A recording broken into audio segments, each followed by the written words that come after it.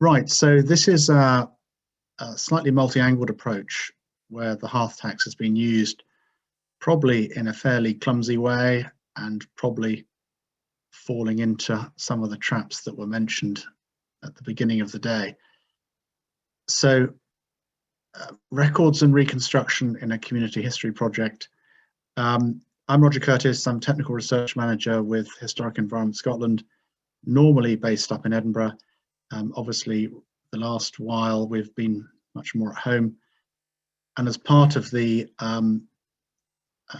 reduced activity in the main office, we've been encouraged to do community work. So a little bit of my time has joined a group local to me concerning local structures, mainly from the 16th century. And I'll skip on my slightly obvious slide, but this is from the National Records of Scotland website, where frankly all my material has come from, which reiterates that until the 17th century, taxation was really pretty unusual and fell on those with greater resources. But this perhaps is an early foray into what we might call a mass approach. And the records in Scotland are pretty scant, to be honest, but by good fortune, it has come very convenient for the project that I'm involved in. So from the Scottish perspective, partly to fund the army and no doubt other things too, in theory, every hearth in the kingdom, as was described, but a pretty big category of exemptions, which, as we heard earlier, could stretch quite a long way. From Scotland, it was 1691 to 1695, and the records by county and parish, which is mainly how they are, is sort of 40 to 60%, and that coverage by parish and county is quite varied. So within one county, Roxburghshire, where we are now, not every parish is there, and the reference for my selection is in that final bullet there, which you can see. So the project that we've become involved in, that I'm involved in, is Towers of Rule, which is investigation, interpretation, and publicity on the historic assets that are in this part of the Scottish borders, which we're calling Rule Water, essentially part of the TD9 postcode. And we're really looking at a period in the 16th century, where sometimes called the Rough Wooing, where Henry VIII was putting the diplomatic and military pressure on Scotland to further his marriage intentions and plans. So that's the background, and this period in the Scottish borders is quite interesting for a number of reasons, partly due to the ballads and poetry and oral traditions that survived until the 18th century, when they were recorded by Sir Walter Scott. So local people have quite a lot of resonance with this type of, let's call it, frontier society, and some of the activities that went with that, which were a certain degree of independence, of lawlessness, of what you might call clan feuding. As good context, think of Helmand province in Afghanistan, transplanted to the Anglo-Scottish border in the 16th century. We've got many objectives, and I won't get into too much detail, but part of it is to update the historic environment record. There are many sites of interest which actually aren't officially on the radar.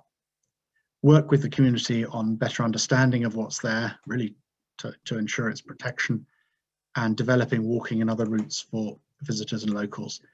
And I'll put the link on the chat to the Towers of Rule research website, where some of you may wish to have a look at some of the wider sites that have been looked at, mainly photographs and the start of some recording. So that's where it all starts from.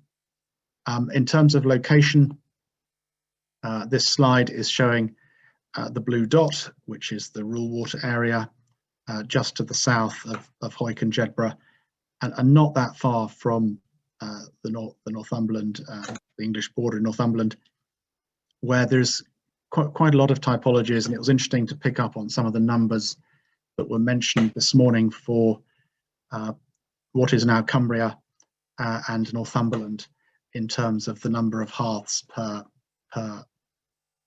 individual. So in terms of the records that are available to us, what seems to have happened is that the rolls that have survived are from the 1694 session, which has been photographed and uploaded and transcribed on the Scotland's Places website, so it's very accessible. I've been looking at the parishes of Hobkirk, Abbot Rule, Bed Rule and South Dean, which is the areas for the project. And what's interesting in this part of the world, where there essentially has been depopulation for the last probably 150 years, maybe longer, you have almost reverse development. So it's very easy to map sites that have been mentioned in many record sources and work them to features in the landscape or indeed actual buildings that you can associate with that record. So instead of places being overwritten, almost it's the other way around, which I'll hopefully give a few examples for that. The only observation with the rolls is that they're about 100 years after the project focus of the 16th century, but in fact I think that there's good correlation and is frankly better than nothing. We're also assuming that quite a lot of the activity and the sites of the 16th century carries forward in some shape or form into the period of the rolls that we're discussing today. And for us, we are looking at digital reconstructions of some of the sites because we do not have quite as much standing masonry and structure as people would like. So we need to indicate to visitors what sat there and how it might have looked. And so that is where the Hearth Tax comes in. I'll go into some detail on two sites where we've worked forward with the evidence that's available. A location called Slacks Tower, which is a Bastall house, a peel house, and Bonchester Townhead, which is the footings of a similar structure. And this typology of tower of Bastall House, or Peel House as it's sometimes called, is common to southern Scotland and parts of Northumberland. For various reasons, they have many more of them in Northumberland than we do. And the example that I will quote is just one of two surviving. So to start with the investigation journey for the project, this slide is showing the manuscript map that a surveyor called Timothy Pont carried out over nearly all of Scotland in a period between 1580 and 1595. He essentially went round more or less on his own, possibly on a horse, and made some very interesting manuscript maps, but with the intention that they would be published formally as a series of maps of the kingdom and distributed, printed and distributed in the way. For various reasons, that took an incredibly long time, and the journey to publication I'll mention in the next slide. But essentially here you're seeing two red circles. One is Bonchester, which you can see mention of, and then you'll be saying, why have I circled an empty piece of space? And the answer to that is the manuscript map that Timothy Pont prepared for this did not survive for that particular area, but the published version, and the map was eventually published in Amsterdam by Johannes Blau in the 1640s. So quite a long time after the actual survey was done. Most of the information in this manuscript map was transcribed across to the published version, which is what I'll move on to now. So this was actually published in the Atlas from the printers in Amsterdam after a 55-year break. And you can see Manchester, which we'll look at, and then down to the southeast, you'll see the word Slack and a small dot. So this is the next step in the identifying the places. And one of the things that has characterized this landscape is that nearly all these dots and places and towers which are marked, if you can see my mouse, indicate settlements that are still existing as farms now. Generally, they've been modernized. They're essentially 19th century farmsteadings with additional 20th century facilities added. But the locations and the places have stayed more or less the same, which gives a degree of oversight of an area, of a community and a landscape, which is very easy to, fairly easy to interpret. Some sites are no longer active, and you'll see how these have fitted in. So the South Dean Parish record, which is the first one, concerning the tower that I've called Slacks Tower, is an upland area. The area has gradually been abandoned as the onset of the changing climate in the 14th and 15th century took hold. So gradually the land became less productive. It was harder to grow cereals and crops at this altitude, and more or less the land has reverted to grazing by sheep and cattle. There were other agricultural developments in train at the same time, mostly the aggregation of smaller farming units into bigger ones, and the predominance of sheep in southern Scotland from really the 18th century onwards, which happened all over, in fact, and you've heard a lot probably about highland clearances and people being displaced to maximize sheep output, etc. So a similar thing was happening here, but it was a more gradual and more progressive, partly with the arable ground no longer producing what it used to.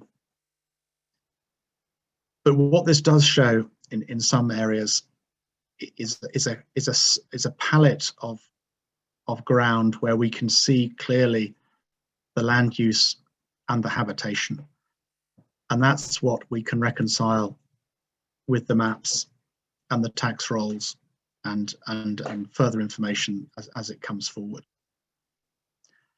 And I've made a simplistic assumption that members of the audience may wish to discuss, that in poorer communities the number of hearths equals the number of buildings.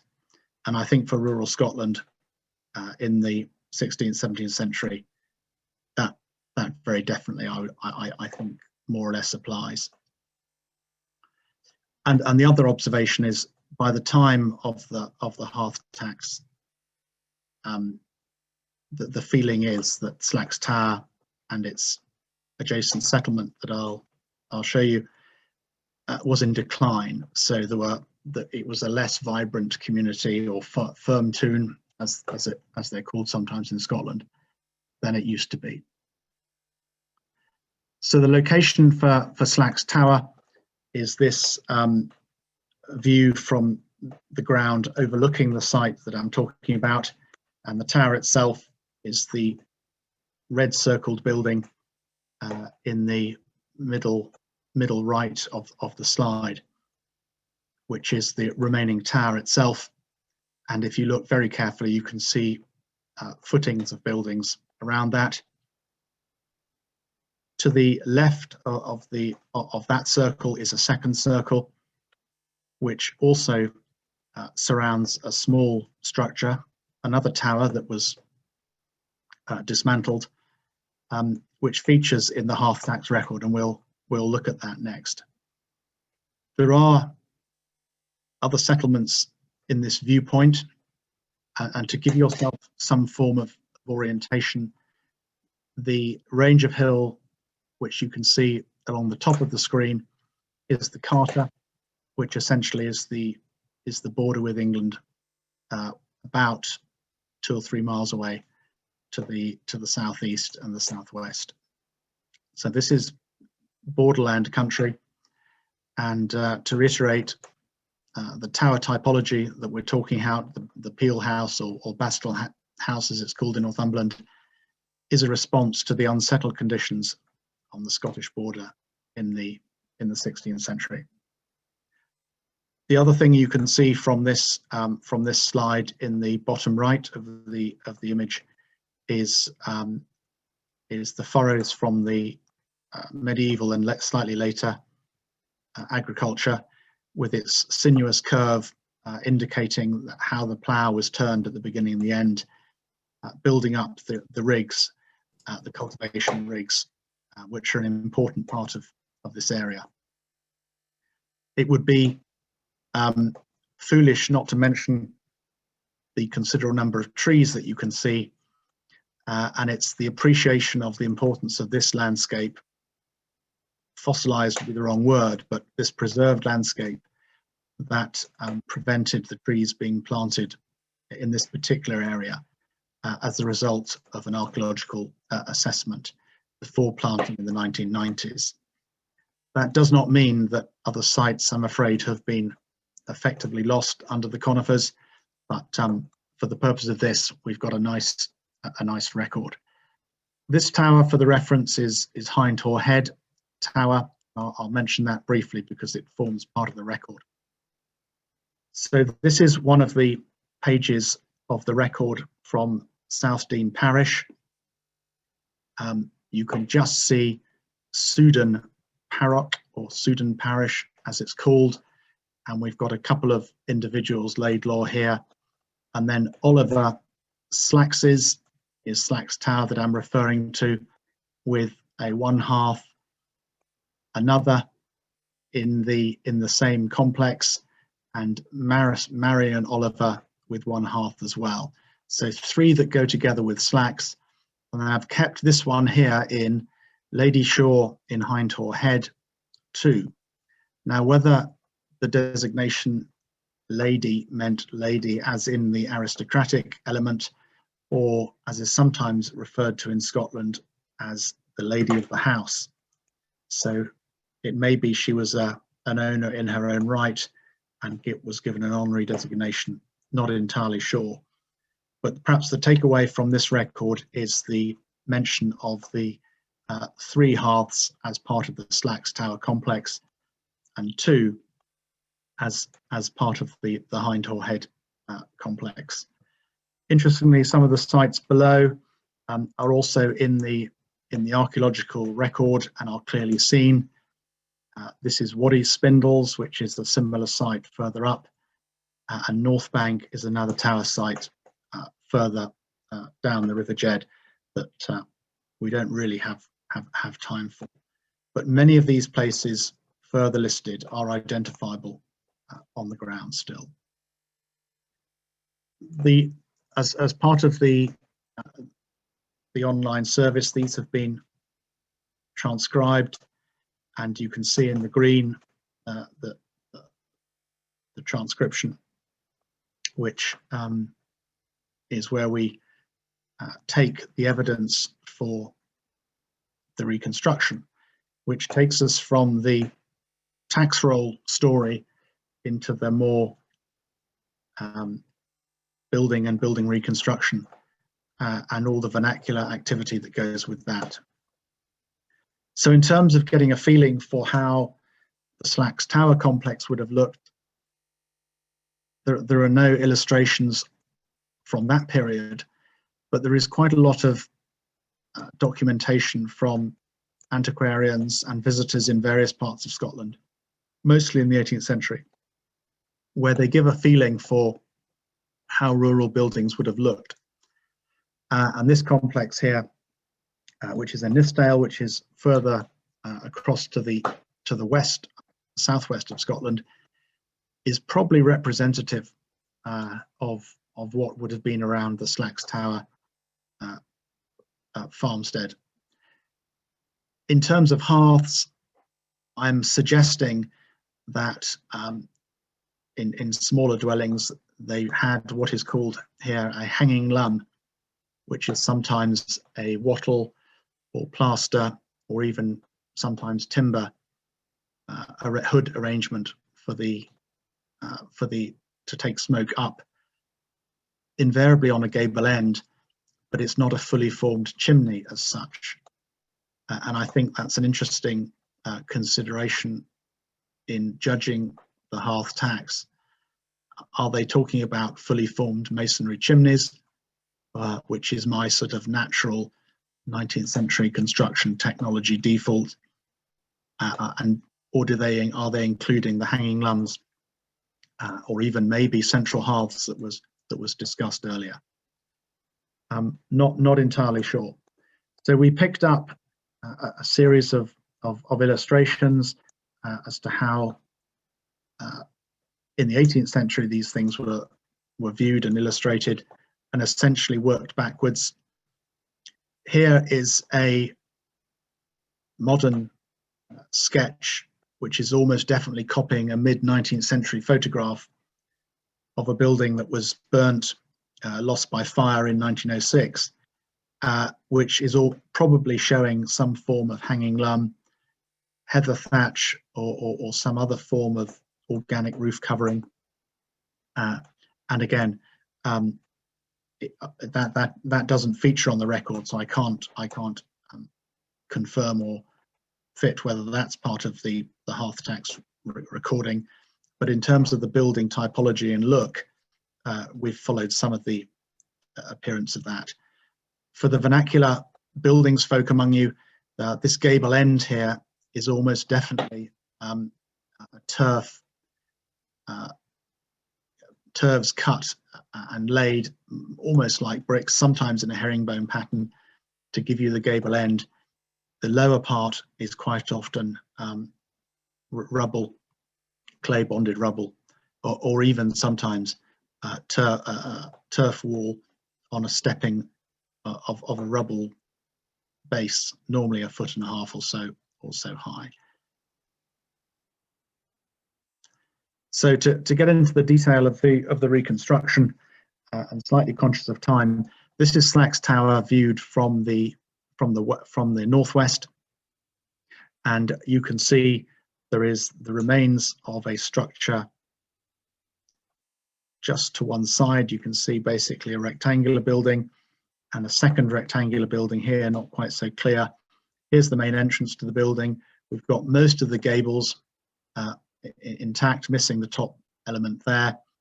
Not much in the way of daylight through windows, and on the other side what you can't see is a first floor entrance. And you're just getting a feeling for how the roof structure would have worked. So we're taking that wall head height as being more or less correct. Probably not time to go into actually how these buildings worked and were used. There is a suggestion that the towers themselves were not necessarily for habitation all the time, more as a place of storage and refuge. It's traditionally held that cattle were in the ground floor and the people were in the top. But this is a small building, 10 meters across, 13 meters in length, roughly. Even by the standards of small cattle in Scotland at the time, you would not fit many beasts in that lower floor. So I've had help of some architecture students and but one of them is a Syrian architect, as it happens, who has a very good feeling for vernacular matters, is an accomplished artist, and does good CAD work. And this is one of the earlier reconstructions of the tower itself. Interestingly, the first floor is beamed across, and with a central support down the middle, down the main line axis of the building, and to carry the weight of that central beam on the inside, there are two corbels that spread the line across, and then that timber rests on that, with smaller sub joists going out left and right, lodging on escarpment at first floor level.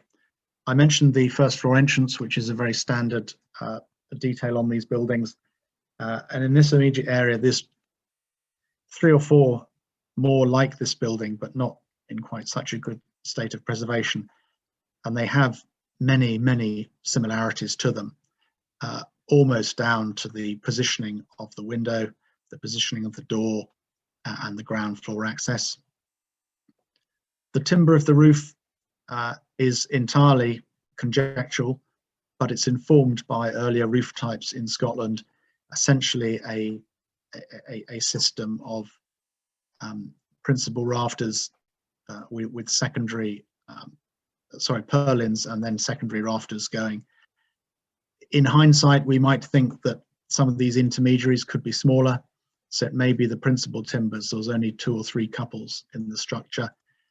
Coming back to scarcity of timber and maximizing the use of the big trunks and trees that you had, trying to use as many smaller pieces, which partly accounts for the way the first floor was done, with quite an extensive use of smaller dimension timber, and the burden of the single heavy long one is just a single line.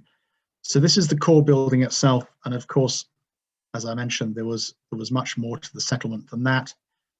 So this is a view of the overall reconstruction. The sharp-eyed amongst you will count 4 chimneys, yet the record would mention 3, which is an error on our part.